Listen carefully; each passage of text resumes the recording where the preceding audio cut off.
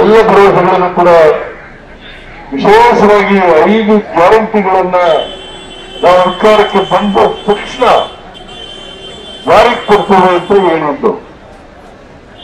ನಾವು ಸರ್ಕಾರಕ್ಕೆ ಬಂದ 8 ತಿಂಗಳಲ್ಲಿ ಎಲ್ಲ ಗ್ಯಾರಂಟಿಗಳನ್ನು ಕೂಡ ಈಡೇರಿಸಿದ್ದೇವೆ.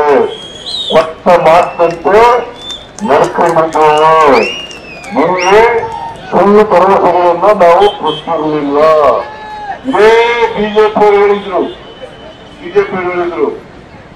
ದೊಡ್ಡ ದೊಡ್ಡ ಗ್ಯಾರಂಟಿಗಳನ್ನು ಕೊಡ್ತಾ ಇದ್ದಾರೆ ಕಾಂಗ್ರೆಸ್ನವರು.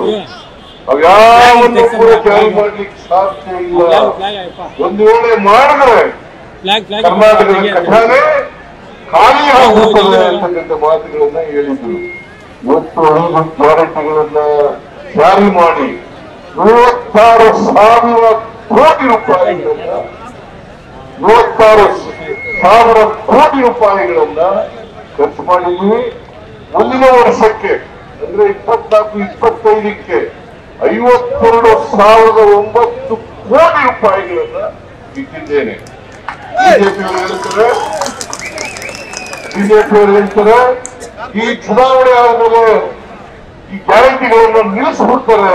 ಮೊದಲೆಲ್ಲ ಹೇಳಿದ್ರು ದುಡ್ಡಿಲ್ಲ ಅವ್ರ ಹತ್ರ, ಅಭಿವೃದ್ಧಿ ಕೆಲಸ ನಡೆಯಲ್ಲ ಅಂತ ಹೇಳಿದ್ರು. ಈಗ ಹೇಳ್ತಾರೆ ಜಾರಿ ಕೊಟ್ಟ ಮೇಲೆ ಹೇಳ್ತಾರೆ ಚುನಾವಣೆ ಆದ್ಮೇಲೆ ನಿಲ್ಲಿಸ್ಬಿಡ್ತಾರೆ ಅಂತ ಹೇಳ್ತಾರೆ. ಅದು ಅಸಲಿ ಸುಳ್ಳು. ನಾವು ನಿಲ್ಲಿಸಕ್ ಹೋಗಲ್ಲ.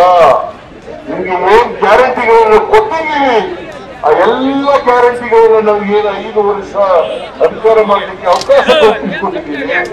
5 ವರ್ಷಗಳು ಕೂಡ ಬಡವರಿಗೆ ನಾವು ಕೊಟ್ಟಿರ್ತಕ್ಕಂಥ ಎಲ್ಲ ಗ್ಯಾರಂಟಿಗಳನ್ನು ಕೂಡ ಮುಂದುವರಿಸ್ತೇವೆ.